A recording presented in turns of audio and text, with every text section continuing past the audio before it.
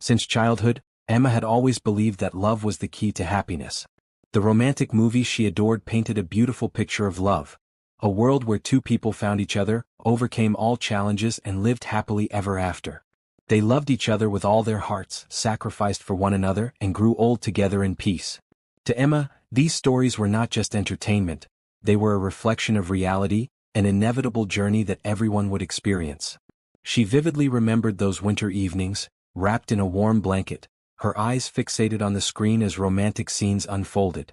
Every time the female lead fell into her lover's arms in the rain, or when two lovers reunited after countless misunderstandings, Emma's heart would race as if she were part of the story. One day she believed she too would have a love like that, a love that would complete her life. As she grew older, this belief only deepened, reinforced by the people around her who constantly emphasized the importance of love. Emma's friends often talked about their relationships, their dates, sweet text messages, and romantic gifts. Their conversations made her feel that love was not only beautiful but also an essential milestone in life. To be in love meant to be cherished, to prove that she was special, that she was worthy of affection. Family gatherings were no different. Her grandmother, mother, and relatives would frequently ask, "Do you have a boyfriend yet? At your age it would be such a waste not to have one. A happy woman is one who has a good man by her side." At first, Emma would just laugh it off. But as time went on, these words kept repeating, like an unspoken reminder that love was not just a desire, it was a necessity. If she didn't have someone, did that mean she was missing something crucial? If she couldn't find the right person, did that mean she was failing at life? The older she got, the more these thoughts took root in her mind. Every time she saw a friend post happy pictures with their partner, she felt a pang of longing. When she walked past couples holding hands on the street, she couldn't help but wonder, when will it be my turn? Gradually, Emma came to believe that love was not only beautiful but also the key to happiness. In her mind, a person could only be truly complete when they found their other half. Love seemed like magic. It could erase all sadness, bring endless joy, and free her from loneliness. With this deep-seated belief, Emma entered her first relationships filled with expectations and dreams, unaware that these very notions would lead her to profound heartbreak in the future. Emma's first love came like a spring breeze, gentle, warm, and full of promise. His name was Daniel, a charming and kind young man she met in college. From the moment their eyes met, she felt as if fate had finally answered her prayers. Every text, every late-night conversation, and every moment spent together convinced her that she had found the one. At the beginning, their love was intoxicating. Daniel would surprise her with coffee on exam days, whisper sweet words that made her heart flutter, and hold her hand tightly as if he would never let go. Emma devoted herself to him completely. She learned his favorite songs, adjusted her schedule to match his, and even adopted his interests, hoping to make their connection even deeper. She thought love was about sacrifice, about giving everything to the person she loved. But slowly something changed. Daniel, once affectionate and caring, started to withdraw. His texts became shorter, his calls less frequent. When Emma asked what was wrong, he would say, "You're overthinking again." She told herself it was just a phase, that love always had ups and downs. But deep down she felt a growing unease, like sand slipping through her fingers no matter how tightly she tried to hold on. One evening, under the dim glow of a coffee shop, Daniel finally said the words that shattered her world. "Emma, I feel like I can't breathe in this relationship anymore." Emma stared at him, her heart pounding. Had she done something wrong? Had she loved too much? Was she not enough?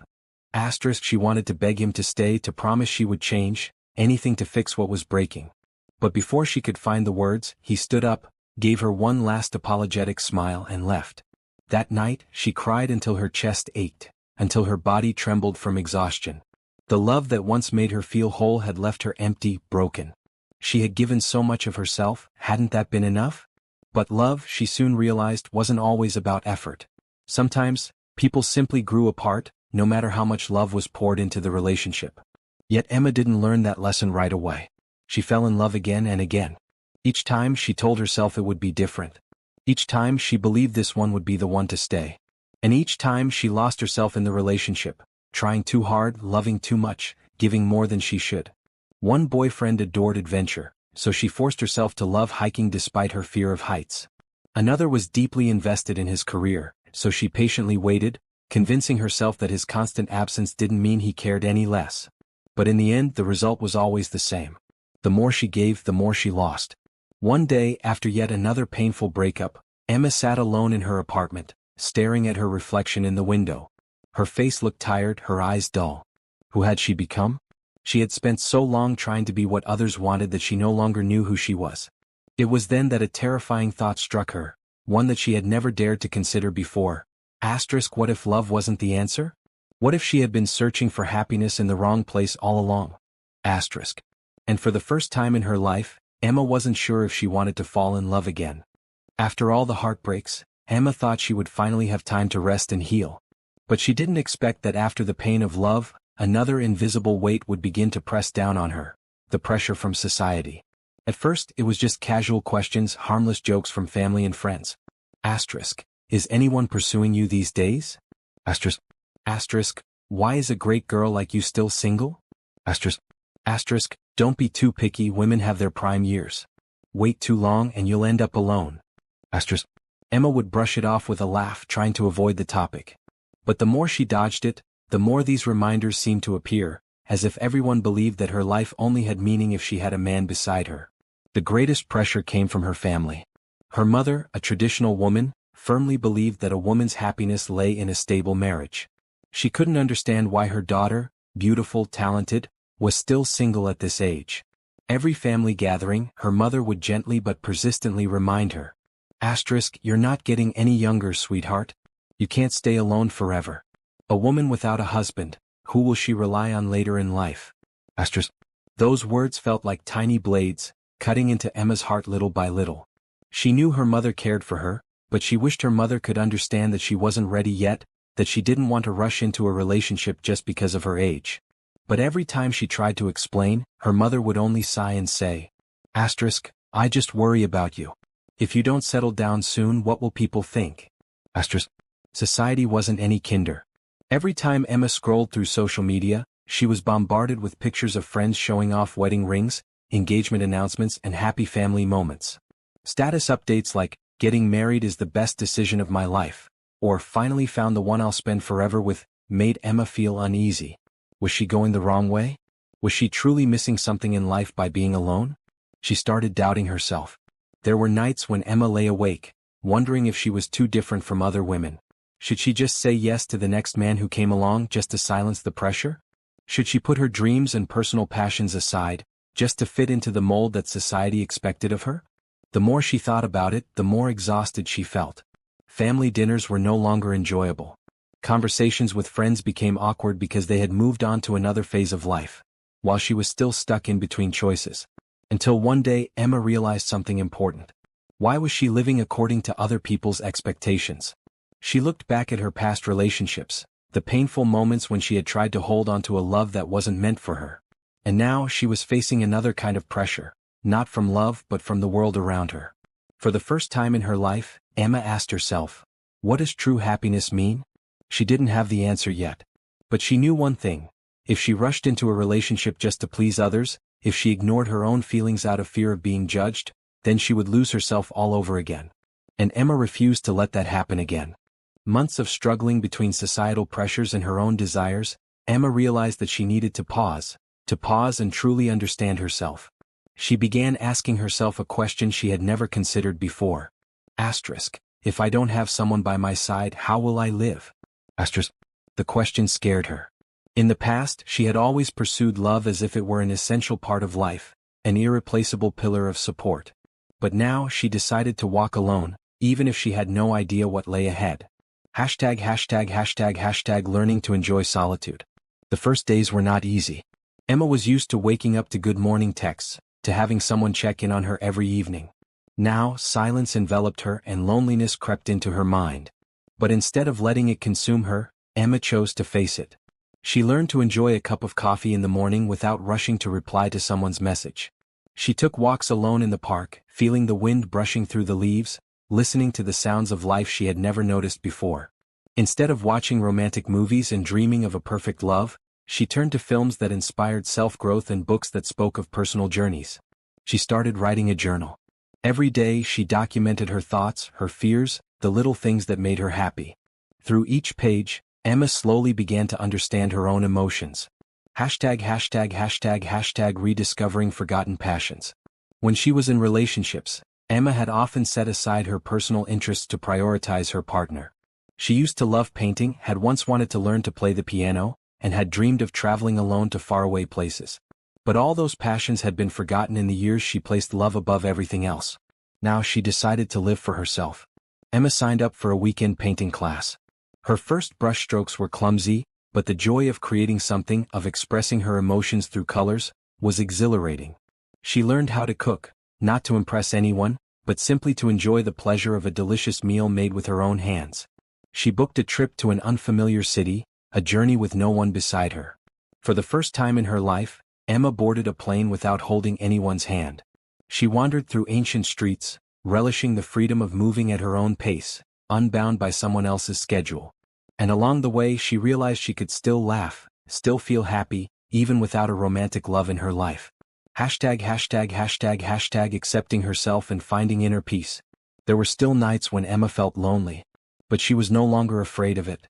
She understood that happiness did not come from having someone by her side but from the way she cherished each moment in her own life. Emma no longer pressured herself to find love or to get married just to be seen as successful. She began to believe that if love were meant to come, it would arrive naturally, not out of societal expectations or personal desperation. But even if it never came, she would still be okay. Because in the end, she had learned how to love herself. After a period of self-discovery, Emma gradually came to an important realization. Being single was not emptiness, but a precious time for freedom and growth. Peaceful mornings. In the past, every morning, Emma would check her phone first thing, eagerly waiting for a message from someone. If there was none, she would feel disappointed, as if the day had lost its meaning. But now her mornings began in a completely different way. She woke up slowly, drew the curtains to welcome the morning sunlight, and made herself a hot cup of coffee. There was no one to text her good morning, but she no longer felt lonely. Instead, she enjoyed the quietness around her, listening to soft music playing in her small apartment. For the first time in years, she felt joy simply from within herself, without needing validation from anyone else. Time for the important people. When she was in relationships, Emma used to devote most of her time to her partner, sometimes neglecting her family and friends. Now she began to appreciate those who had always been there for her, with or without romance. She called home more often, listening to her mother talk about small daily events, chatting with her father about work and life. She realized that while love might come and go, family would always be her strongest support. Emma also spent more time with her friends. Their meetups were no longer just about discussing relationships or complaining about loneliness. Instead, they explored new restaurants, took fun classes together, and laughed without the pressure of constantly updating someone on their whereabouts. Enjoying freedom. Without being tied down to a relationship, Emma could make decisions entirely for herself. She could travel without worrying if someone else was available to go with her. She could spend an entire weekend at home reading without feeling guilty about not making time for a partner. She no longer had to argue over which movie to watch, where to go, or what to eat. Every choice was now entirely up to her, and that was truly liberating. Emma once believed that happiness only came with having someone by her side. But now, she understood that true happiness came from the way she lived each day, not from whether or not she was in a relationship. No longer afraid of loneliness. There were still nights when Emma sat alone in a cafe, watching couples pass by, feeling a slight pang of emptiness.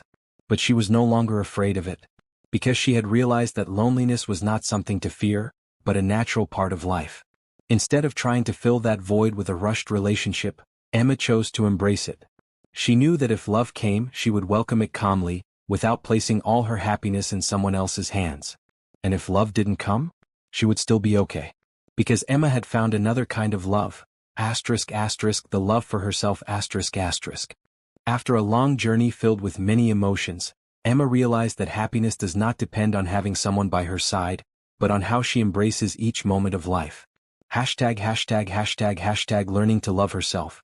In the past, Emma had always believed that love from someone else could fill the emptiness in her heart. But now, she understood that she was the only one who could truly complete herself.